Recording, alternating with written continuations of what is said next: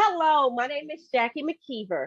If you have a goal or an idea that you don't know how to activate, you've reached the right place. Okay. Today, I'm going to give you 5 tips on how to create an action plan so that you can activate that dream, that idea, that goal. So let's get started.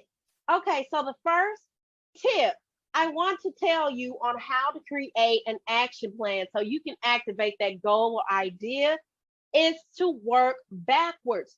Remember, always do things with the end goal in mind. So you want to first start, what is that goal? You want to define it and use it. What needs to be specific, measurable, attainable, relevant, timely. You want to put numbers on that thing. We got to get comfortable with our numbers so that we can know where we're going, when to activate the next step, how our progress is going, and everything in between. So, number one, work with work backwards by listing what the goal is.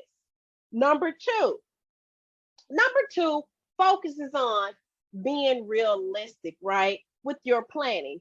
So after you've written it, number two would be go back and see if you can write it a little better. See if you can define it even better than before. And you're like, Jackie, I need help with my goal. Listen, I'm going to put a book. I'm going to list it down in the comments. It's a great book that you should read or add to your library to help you create those goals, to find what that goal is, right? But a lot of times when we first say what the goal is, we do it and it's like a brain dump. The reason why you want to go back through and revisit that goal because you want to make sure you are very as specific as you can be as far as timeline, as far as measurable, how you going to know it's your success and everything in that so you can make sure that you are telling yourself what it is that you really do.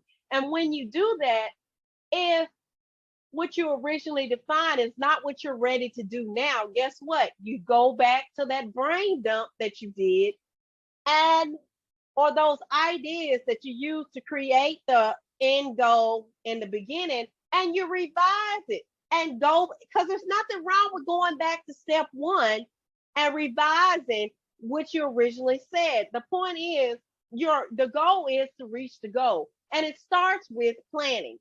So like I said, number one, you want to work backwards, write the end goal. Number two, you want to revisit the end goal and make sure that what you wrote is realistic and very specific. Okay. You got it. Number three, you want to be able to measure the goal. Okay. So in this situation, you want to determine how often are you going to evaluate your success? If you're going to evaluate to make sure that you're progressing, are you going to evaluate weekly, monthly, quarterly, or whatever so that you can know when you're hitting your milestones? Okay. And that's very important that you list that in your action plan.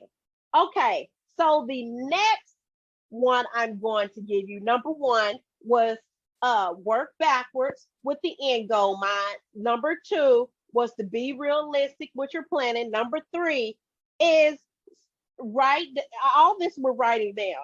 Number three is write down your milestone. When will you check your numbers to make sure that you are successful in your planning? Okay, that's the evaluate. That's the period that you evaluate is number three.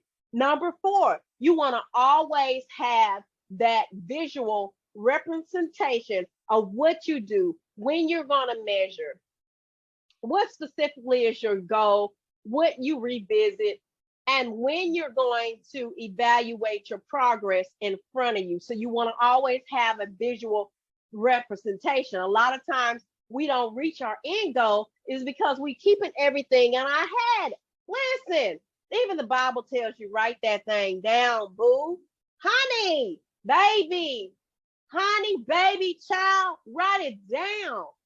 Then the next, so I'm giving you number one, work backwards with the end goal in mind. Number two, revisit that goal. Make sure that it's realistic and specific. Number three, write out when you're going to evaluate your progress. Number four, always have a written copy, a written visualization or representation of what that goal is. And number five, which is very important, you want to keep track of everything, keep records of everything, where you're going, what milestones you have met, where you need to go now, everything. Now, that's in a nutshell a simple method of creating an action plan. But listen, if you desire more details on creating an action plan, listen, it is so simple.